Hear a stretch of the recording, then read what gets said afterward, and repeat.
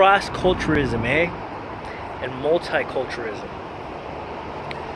I think that we live in a society that's, for the most part, multicultural, where we live alongside each other, but we don't really interact per se, versus cross-culturalism is actually getting to engage with one another and coming to understand one another.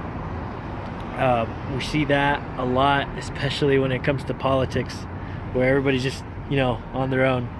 But as far as being the outsider or the insider, for me, I'm Mexican American, and I'm part of two cultures.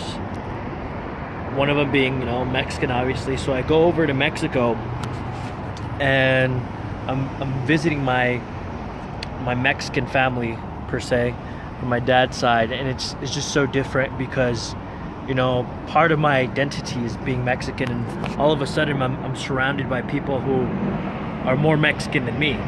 So, I'm not Mexican enough for the Mexicans, and I'm not American enough for the Americans. And while I was over there, I was obviously the odd one out. I was the American. I was the gringo per se, And so it's so different, because I didn't speak the language. I don't speak as good as they do. I can speak it, but I just don't speak it as well as they do. I'm not, I can't dance as well as they do, to banda and whatnot. And I'm not Catholic, and so those traits, they're small here, but when you go over, you can obviously tell. And so, and compare that, and for the most part, it's not a nice feeling to be, the outsider. But here and there, it's good.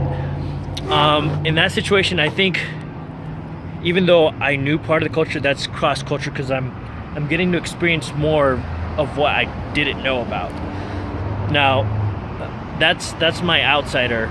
Being the insider was a lot better, of course.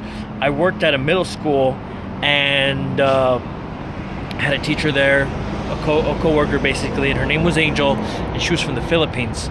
And she had such a hard time just, having classroom management, because there was this huge culture gap between her and the students. And even though she was crossing cultures, even or per se intercultural, where she's just fully immersed with this other culture, it was extremely hard for her to get used to that. It's because it was so different. You have this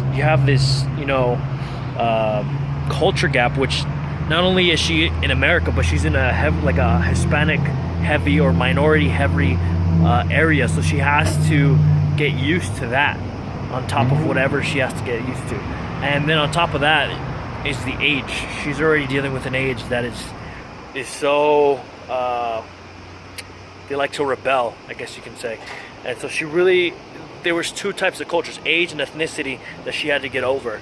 And she was the outsider, and she would tell me how she felt just so, like the odd one out, like the black sheep there at the school, because it was just so different from being in the Philippines. There's so many different customs and communication, cues that she didn't understand.